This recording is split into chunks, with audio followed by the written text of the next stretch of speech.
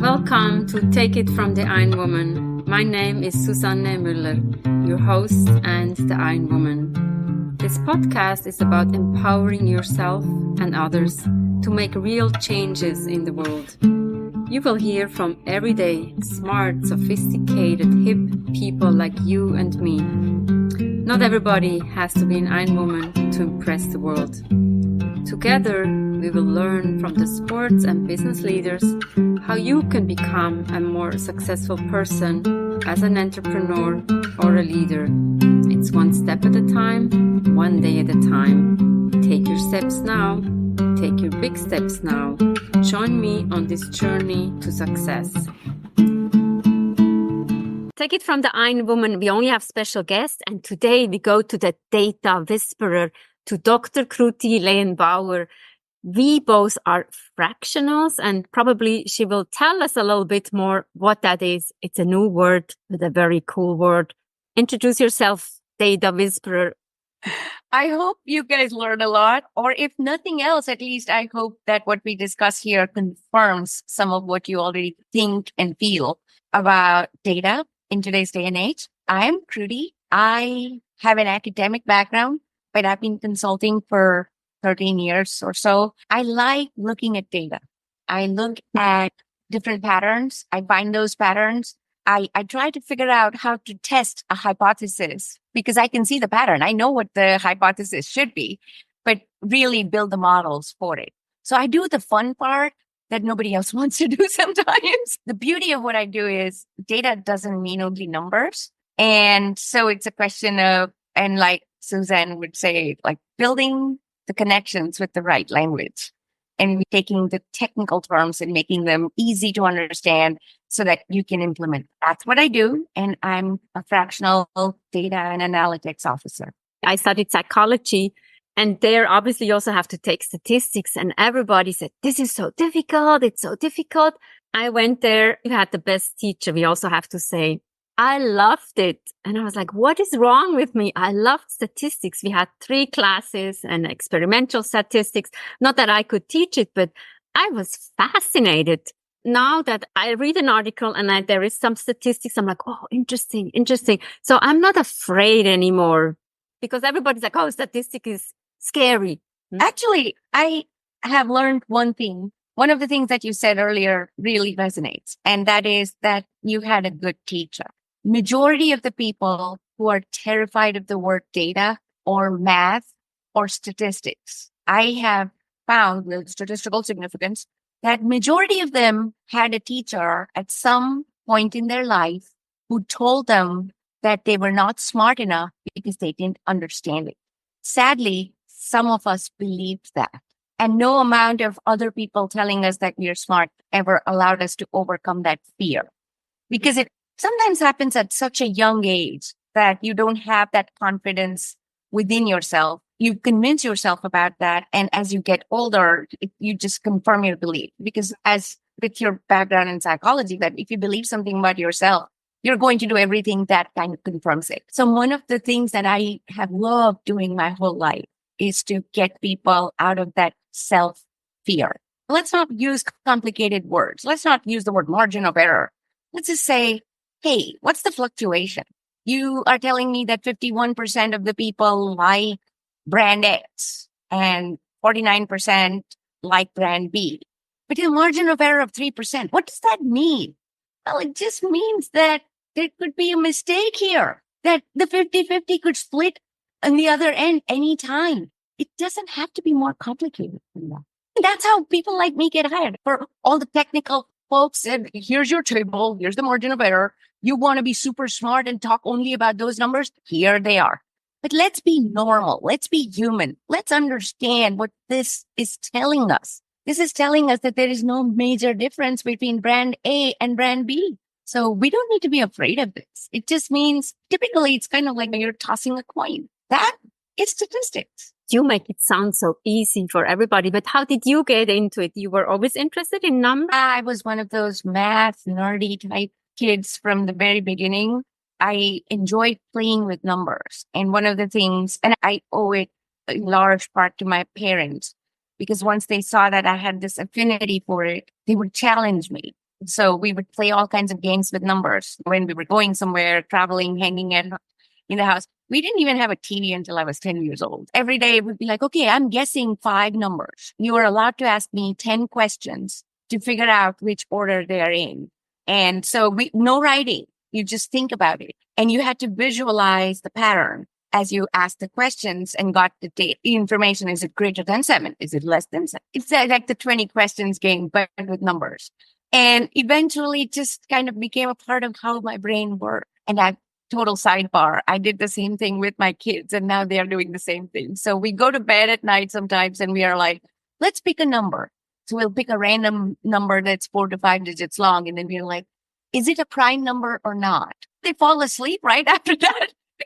Oh my God. I would fall asleep before that because I'm overwhelmed, or I would have nightmares. Because somebody told you that you were not smart because you didn't do numbers. I don't want to add too much, but yes, I had a math teacher, and he was not the best teacher to explain everything. In college, when I had a good teacher and she understood everything, it was a woman. It was actually good. And I want to tell a heartfelt story. Each month we had a test. We studied hard and we had a group. And then I remember there was a lady sitting next to me and she was even crying.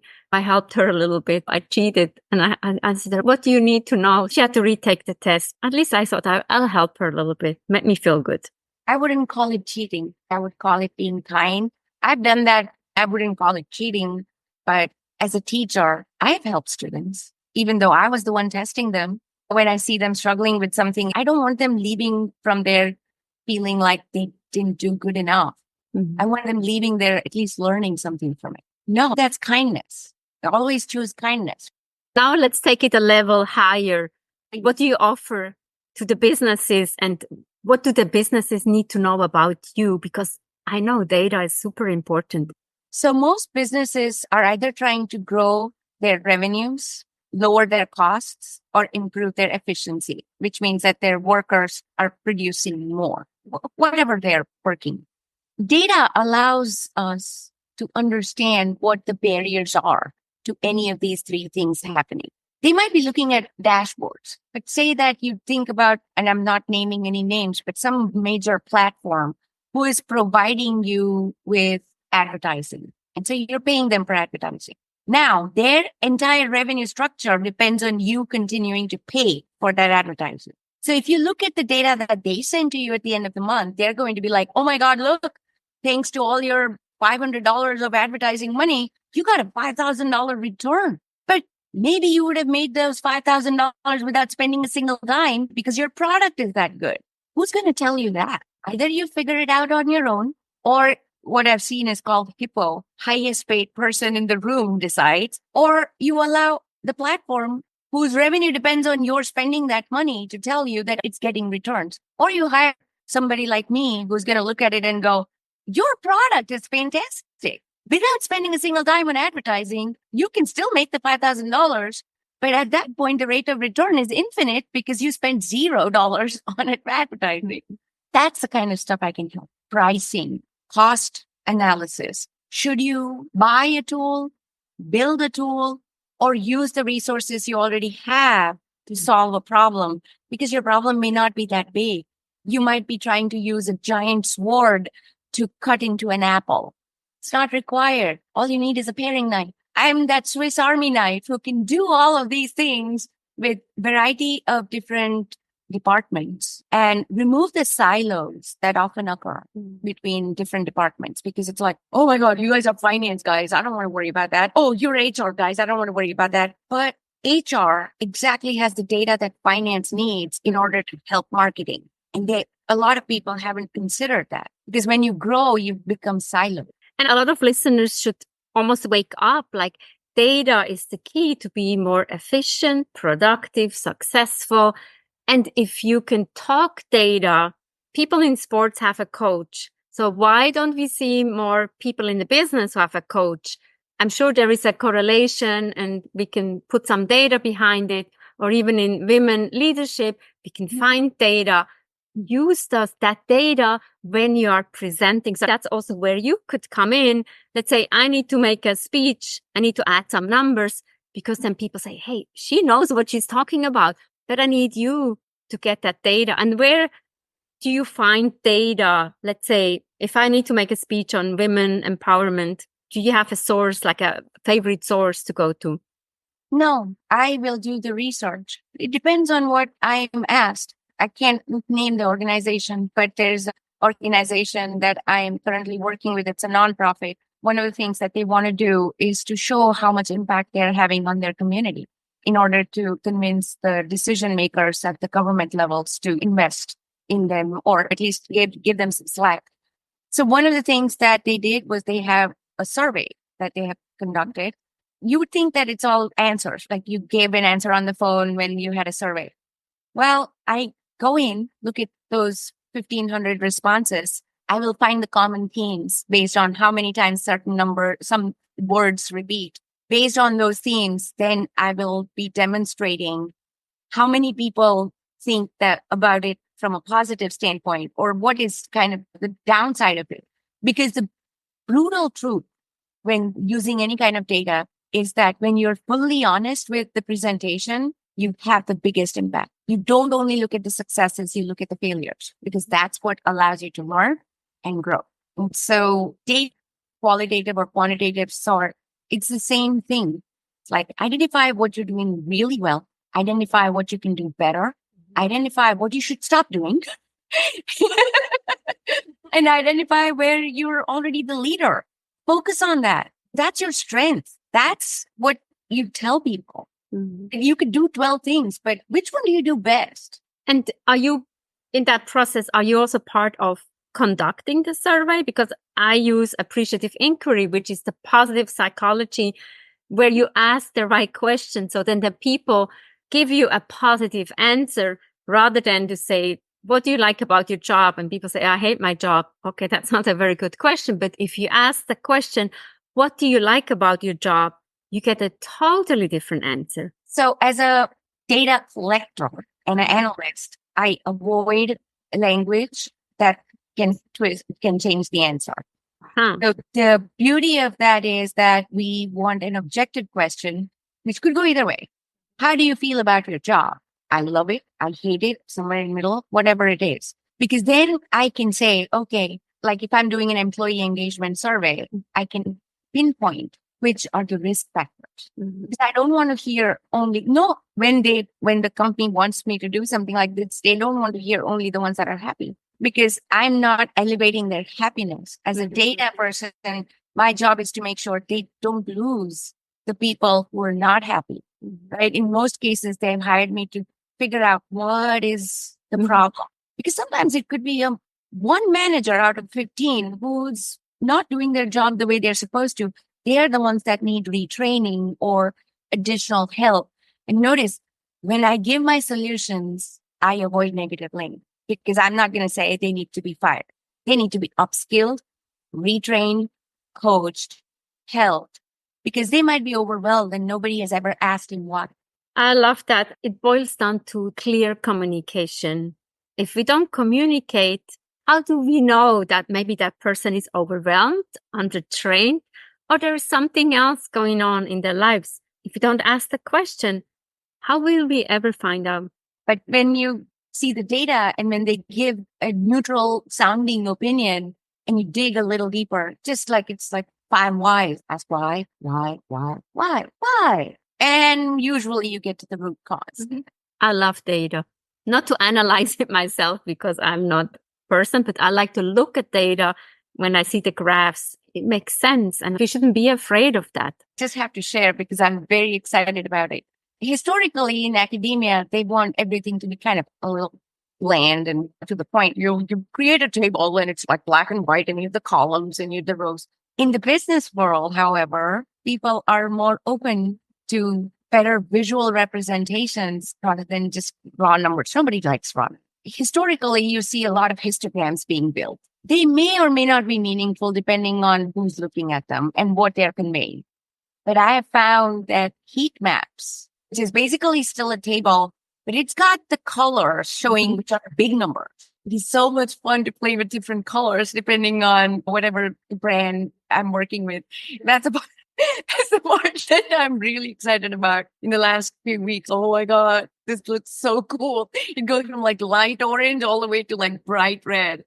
I love it too, because I'm not such a math person. When I see the colors, I can understand. That's what I'm loving about it, is because I'm doing kind of like the boring stuff, but it does excite and ignite that passion in the people who are reading it, because now they're not just thinking about it as numbers. They're visual people. They're looking at a visual representation that makes sense. And it's tapping into the people, how they learn. In a way, I'm more of a visual person. Some people are more auditory. Or they see the data and they're like, yeah, I see it. And I'm like, I don't see it. If I see the colors, I'm like, fantastic. I see it now. I do try to work with people based on their best learning style or their best solution that they're looking for. I work sometimes with people who are like super data people themselves. So they have an idea of exactly what they want the output to look like. And then I work with people who are not data people, but they know what they're looking for. Like you said earlier, what if you wanted to do this kind of a survey, or you wanted this kind of a chart for a presentation? After we talked for 15 minutes, I would know, okay, I know Suzanne would like a colorful chart that doesn't need to be over-explained, that is simple enough for people to grasp what it means. I do the back end of it so that you can do the front end of it better. As we said before, when we recorded, we would be a good team. So you have the data and I can provide the soft skills to the people, or bridge where the communication is necessary. So people can work together better, because we see a lot of silos and people are like, no, I'm not talking to the finance. They always bug me. I'm like, yeah, they bug you because you don't understand what they're doing. But if you understand what they're doing, maybe they understand your life a little better. Before I became a consultant, one of the things that encouraged me to do this is like, there's a Lego shop close to my house. And it's not like the proper Lego shop. It's like a bricks. So they resell Legos, because as kids grow up, they sell their Legos. And the gentleman who runs it, he started doing these team building exercises using Legos. So it would be people from different teams in the companies who go there, and they're playing Legos, and they have to build something together. He sets up the assignment, and very diverse people in each group. And I don't mean diversity just in like race, gender, but whatever communication gaps. He was telling me that it's mind blowing to see how it, just playing with Legos eventually gets to a point where they're talking the same language and it clicks. What I want to add, when you say like the colors and math, they're actually related. The music, so you have that element. Music is all math. Colors can be all math. Sometimes we forget how everything is intertwined. Music is actually super mathematical. I can read music, I can play the sounds, but it doesn't sound like music because I don't have the rhythm. But mathematically, they're correct. It's the 1/4 note, that's a half note, that's a full note, all of it, that's correct. It just doesn't sound like anything when I play it. But if I had to write it, I know I could. Okay, there is your next assignment. Who knows? I'm not saying I could write music. I just meant in numerical terms. I'm spot on. It just doesn't sound like anything because of the natural flair. I'm the same way with dancing. I can do all the steps. But if you see me dance, I'll look like a horse clotting around because it's like, what are you doing? Like 1, 2, 3, 4. I got it right. Doesn't look like that. Put it together. What do you do when you don't work? My favorite thing to do is to crochet. And that's because it's a numbers thing. It's about counting, reverse counting, and whatever I'm working on. And more importantly, I do it because it allows me to use my right brain versus my left brain. Create out of that, I donate to homeless shelters, hospitals. And then I feel like I did something good. Thank you so much for giving us a glimpse into the data life, but then also using the right brain with the crochet and being so kind. I think that's when I first met you, I was like, she's a kind, loving, and fun person. Thank you for having me. What a cool conversation. What are you taking away? Data is important. Take it from the Ironwoman. We have episodes every Monday. Don't miss out. We have interesting people you can learn from, ask them questions, connect with them. And Take It From the Ironwoman is also the book Global Business Coaching with Sports Parallels. Thank you for your support. Download the book or get it in your local bookstore. See you next time and bye-bye.